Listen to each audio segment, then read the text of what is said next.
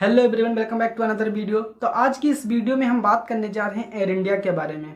एक समय ऐसा था जब एयर इंडिया को one of the biggest airlines माना जाता था। अच्छे लेवल का लग्जरी ट्रेवल, साथ ही साथ वर्ल्ड क्लास खाना मिलता था एयर इंडिया में।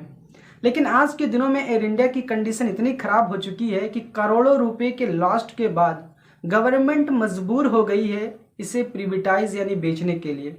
ऐसा इसलिए क्यों हुआ और इसका रीज़न क्या था, आइए जानते हैं आज की इस वीडियो में। ये बात है 15 अक्टूबर 1932 की। जे.आर.डी. टाटा, जिनका पूरा नाम जहांगीर रतनजी दादाभाई टाटा था, इन्होंने भारत का पहला एयरप्लेन उड़ाया था कराची टू बॉम्बे। उस समय इस एयरलाइंस का नाम एयर इंडिया नहीं था बल्कि टाटा एयरलाइंस था। इन्होंने इस मुकाम तक पहुंचने के लिए काफ़ी स्ट्रगल किया और साथ ही साथ जे.आर.डी. टाटा जी भारत के पहले ऐसे सिटीजन थे जिन्हें पायलट का लाइसेंस मिला। 1932 में टाटा एयरलाइंस द्वारा डोमेस्टिक फ्लाइट शुरू कर दी जाती है पैसेंजर के लिए, जिसमें एक पैसेंजर की फ्लाइट के टिकट की जो कास्ट होती है वो 256 रुपये होता है। 1946 में टाटा एयरलाइंस का नाम बदलकर एयर इंडिया रख दिया जाता है। साथ ही साथ इसे पब्लिक लिमिटेड कंपनी भी बनाई जाती है। पब्लिक लिमिटेड कंपनी मीन्स जहां पर हम और आप इस कंपनी का शेयर खरीद सकते हैं। अगर आपको शेयर मार्केट के बारे में नॉलेज नहीं है तो जाके मेरे एक पुराने वीडियो को देख सकते हो, जिसका लिंक आपको डिस्क्रिप्शन या एंड स्क्रीन में मिल जाएगा। 1948 में जे.आर.डी. टाटा द्वारा इंटरनेशनल एयर इंडिया की शुरुआत की जाती है, जिसमें इंटरनेशनल फ्लाइट की जा सकती है। 1952 में गवर्नमेंट द्वारा प्लान बनाया जाता है कि जितने भी एयरलाइंस भारत में उसे नेशनलाइज कर दिया जाए, यानी किसी भी एयरलाइंस पर उसका अधिकार जो है वो गवर्नमेंट का होगा, न कि किसी प्राइवेट सेक्टर का। 1953 में भारत की जितनी भी एयरलाइंस उसे दो ग्रुप में मर्ज कर दिया जाता है। First one is air India and second one is India airlines. India airlines में भारत के 8 एयरलाइंस को मर्ज किया जाता है, जैसे कि Deccan airway, Bharat airway, Himalayan aviation etcetera को मर्ज किया जाता है इंडिया एयरलाइंस में। साथ ही साथ गवर्नमेंट द्वारा एयर इंडिया को नेशनलाइज कर दिया जाता है, यानी कि अब एयर इंडिया को किसी प्राइवेट सेक्टर द्वारा कंट्रोल नहीं किया जाएगा बल्कि गवर्नमेंट द्वारा खुद कंट्रोल किया जाएगा। जे.आर.डी. टाटा इस एक्ट के काफी खिलाफ थे। उनको ये चीज धोखे जैसी लगी, क्योंकि जिस आदमी ने अपना पूरा जीवन जिस एयरलाइंस को बेस्ट बनाने में दे दिया उसका ही अथॉरिटी उस एयरलाइंस पे नहीं था। ये क्लियरली डिसएग्री करते थे पंडित नेहरू के इस डिसीजन को। इनका ओपिनियन नेशनलाइजेशन को लेकर शुरू से ही इसके अगेंस्ट रहा है। Nationalization of industries, the way it is done.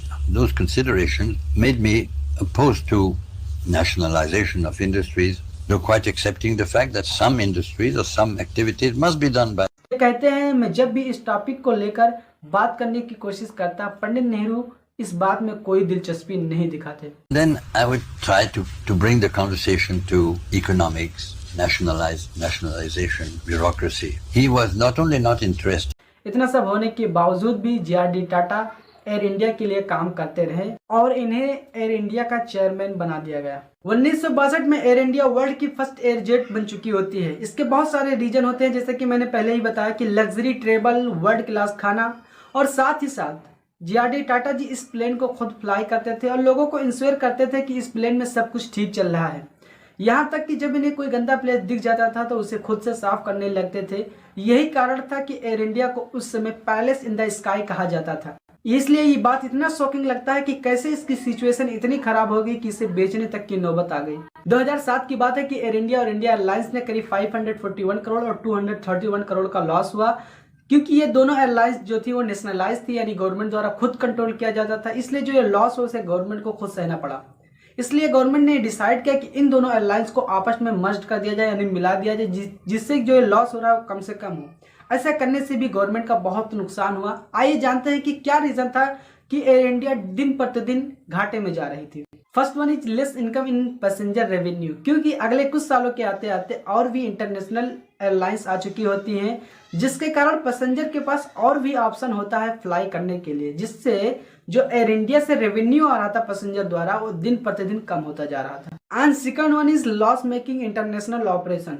Air India के लगातार लॉस में जाने के बाद गवर्नमेंट ने डिसाइड किया कि हम और भी इंटरनेशनल रूट्स पर अपने प्लेन को फ्लाई करेंगे, जैसे कि नॉर्थ अमेरिका और यूरोप तक एक प्लेन को फ्लाई किया गया, जिसमें करीब 2300 करोड़ का लॉस हुआ गवर्नमेंट का। और ये भी कहा जाता है कि एयर इंडिया ने कुछ ज़्यादा मेंबर्स को हायर कर रखा था। इतने ज़्यादा लोगों की ज़रूरत नहीं थी, जिससे अननेसेसरी सैलरी दी जा रही थी। साथ ही साथ पायलट द्वारा स्ट्राइक कर दिया गया था फेयर सैलरी को लेकर, जिससे पायलट की मौजूद न होने पर प्लेन जो थी वो टाइम पर फ्लाई नहीं कर रही थी। और कहीं ना कहीं ये भी रीजन हो सकता है एयर इंडिया के लॉस में जाने का, वो ये है कि 1978 में जीआरडी टाटा जी को एयर इंडिया के चेयरमैन से हटा दिया गया और इसके टॉप पर जो लोग बैठे थे उनके अंदर इतना मोटिवेशन नहीं था इस काम को लेकर। 2017 में गवर्नमेंट ने डिसीजन लिया कि हम एयर इंडिया को प्रिवेटाइज कर देंगे। 31 अक्टूबर 2020 तक आते आते एयर इंडिया से करीब 70,000 करोड़ का नुकसान हुआ गवर्नमेंट का। दिन प्रतिदिन ये बोझ बढ़ता जा रहा था, इसलिए गवर्नमेंट ने 8 अक्टूबर 2021 को ये एयरलाइंस बेच दिया टाटा को करीब 18,000 करोड़ में। ये कहा जाता है कि एयर इंडिया एक बार फिर से अपने ओरिजिनल ऑनर के पास चली गई है। यह तो टाइम ही बताएगा कि एयर इंडिया एक सक्सेसफुल एयरलाइंस बन पाती है, ये दुनिया में अपना पहचान वापस से बना पाती है या नहीं। मैं एक बात और बताना चाहूँगा कि ऐसा नहीं है कि वर्ल्ड में केवल प्राइवेट एयरलाइंस ही फेमस है, बल्कि बहुत सारी ऐसी भी एयरलाइंस है जिसे गवर्नमेंट द्वारा कंट्रोल किया जाता है, फिर भी ये वर्ल्ड की बेस्ट एयरलाइंस है, जैसे कि सिंगापुर एयरलाइंस, एमिरेट्स एयरलाइंस और इतिहाद एयरलाइंस। ये ऐसे एयरलाइंस है जिसे गवर्नमेंट द्वारा कंट्रोल किया जाता है, फिर भी ये वर्ल्ड की बेस्ट एयरलाइंस है। इसीलिए किसी प्रॉपर्टी को फेमस होने के लिए वो इस बात पर डिपेंड नहीं करता है कि वो गवर्नमेंट द्वारा कंट्रोल किया जाता है या प्राइवेट सेक्टर द्वारा कंट्रोल किया जाता है, बल्कि वो इस बात पर डिपेंड करता है कि उसके जो टॉप पर बैठे हुए लोग हैं उनका मोटिव क्या है, उनका मोटिवेशन क्या है इस काम को लेकर। आज के लिए बस इतना ही। उम्मीद करता हूं आपको हमारा वीडियो इन्फॉर्मेटिव लगा होगा। अगर हाँ तो लाइक शेयर एंड सब्सक्राइब। मिलते हैं नेक्स्ट वीडियो में, तब तक के लिए ऑल द वेरी बेस्ट।